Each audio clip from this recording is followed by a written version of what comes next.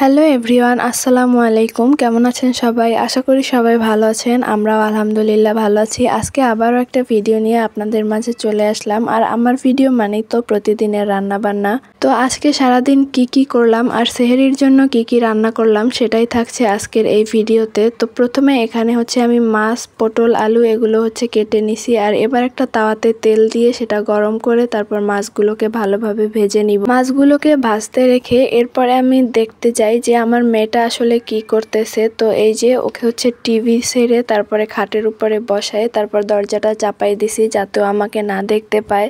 দেখেন ও টিভি দেখতেছে আর মাঝে মাঝে একটু কান্নাও করতেছে আমার কাছে আসার জন্য, কিন্তু কোনোভাবেই আমি ওকে আমার কাছে নিব না, কারণ রান্নাঘরে অনেক গরম আর তার ভিতরে হচ্ছে তেল ছিটে আসে, যার কারণে ওকে আর আমার কাছে আনিনি। তাই ভাবলাম যে ওর পছন্দের কয়টা ফল ওর সামনে দেই, এগুলো বসে বসে খাক আর হচ্ছে টিভি দেখুক, তাহলে অন্তত কান্নাটা একটু কম করবে। আর এই যে তার পছন্দের ফল পেয়ে সে তো অনেক বেশি খুশি। যদিও বাচ্চাদের আঙুর ফল অত বেশি খাওয়াতে নেই, কিন্তু আমি মাঝে মাঝে ওকে অল্প করে দেই আর ওর কাছে এই ফলটা অনেক বেশি ভালো লাগে, যেটা আমি বুঝতে পারি। অন্য আর কোনো ফলই ও এতটা মজা করে খায় না। তো যাই হোক, এই তো কথা বলতে বলতে এদিকে মাছ ভাজাটাও হয়ে গেছে আর সব মশলাও এদিকে কষিয়ে নিতেছি। এখানে হচ্ছে মাছে যেই ধরনের মশলা দেয় সব মশলা দিয়ে এবার এটাকে ভালোভাবে কষিয়ে নিব। আর এই তো মশলা কষানো হয়ে গেলে এবার এর ভিতরে কেটে রাখা পটল আর আলুটা দিয়ে এটাকেও এখন কিছুক্ষণ ভালোভাবে কষিয়ে নিব।